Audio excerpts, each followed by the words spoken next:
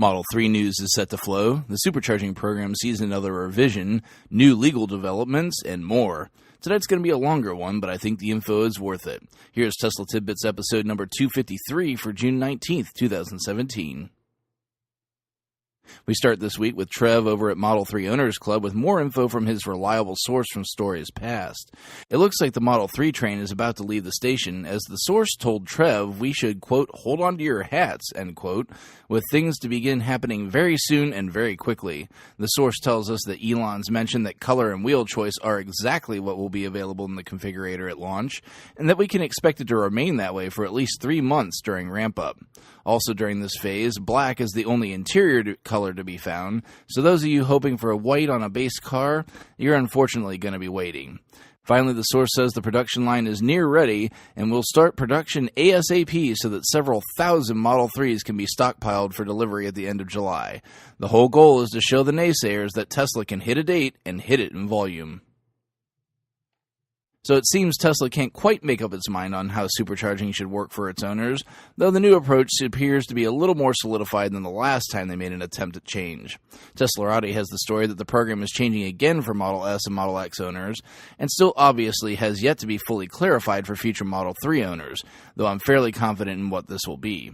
Those existing owners in the Model S and Model X camp will enjoy free supercharging for the life of their vehicles, and if they purchase a new vehicle before the year is out, they'll receive it on that one as well. So even existing owners now have a deadline for free supercharging on new vehicles, where one was previously not specified. If they sell that vehicle, the supercharging will transfer with the car. As was already disclosed, anyone that purchases a car via referral code will also receive free supercharging for the life of the car. What'll be interesting to watch is whether that last bit remains when the new referral program starts, if indeed a new one starts. It looks to be that beginning in 2018, the Supercharger program will end the unlimited gravy train for good. But it's not all bad news. As was announced the last time Tesla did this, you'll still receive 400 kilowatt hours per year compliments of Tesla. And this is also what I would expect to see for Model 3 out of the gate. Tesla has a huge competitive advantage with the Supercharger network, and it would be folly not to leverage it for its shiny new entry-level car. Things just got really interesting in Tesla's lawsuit in Michigan to obtain permission to sell vehicles in the state. Electrek reported that Tesla filed to have 2 lawmakers turn over all communications with car dealer and automaker lobbyists, as they allege that at the very least there were conflicts of interest in the creation of the law that banned the company from selling in the state. The targets of the subpoenas are Senator Joe Hune and Representative Jason Shepard. Senator Hune is being subpoenaed for multiple reasons. Firstly, he was the one introducing a last-minute amendment on a law that actually created the ban on Tesla, but maybe more damning is the fact that his wife so happens to be a car dealership lobbyist. Representative Shepard was subpoenaed for allegedly telling a Tesla representative, quote, Michigan auto dealers and manufacturers don't want Tesla in Michigan, end quote. Assistant Attorney General Rock Wood, and yes, that really is his name, has been opposing the subpoenas, and his defense reminds me of the movie Liar Liar, when Jim Carrey's character objects because his argument is devastating to his case.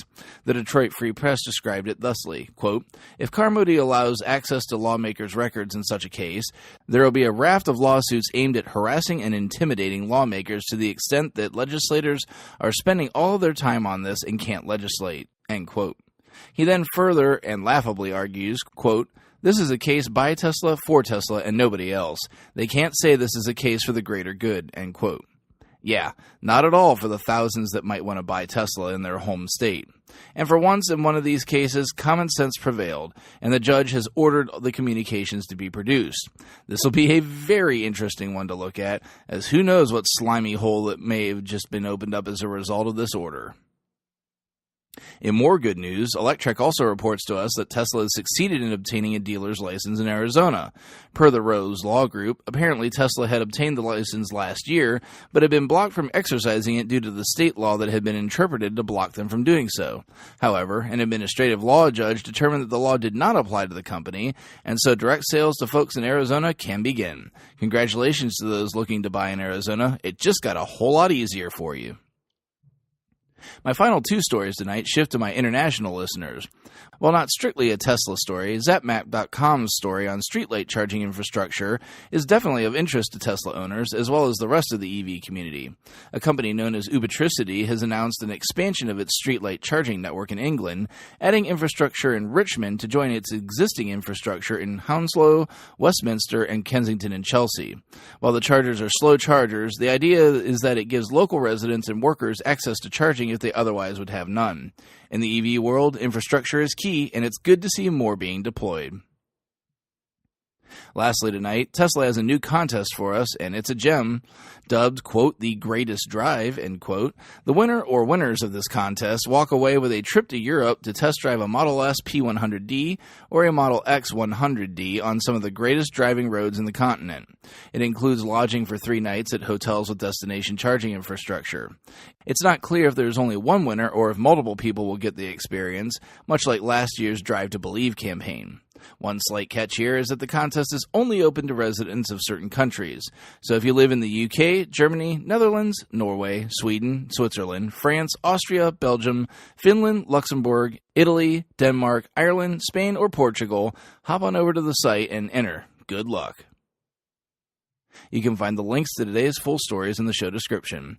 This show operates on a value-for-value model. If you get some value out of what I do each day, please consider supporting me at patreon.com/Tesla Tidbits. Thanks so much to my super patrons John Walthour, Drew Schuyler, John Waller, Mark and Sarah Thomas, and Ryan Scarborough for supporting the show at the $10 plus level. Of course, as always, if you have nothing extra to spare, no worries. Please show your love with positive feedback and subscriptions on YouTube, Apple Podcasts, and other services across the internet.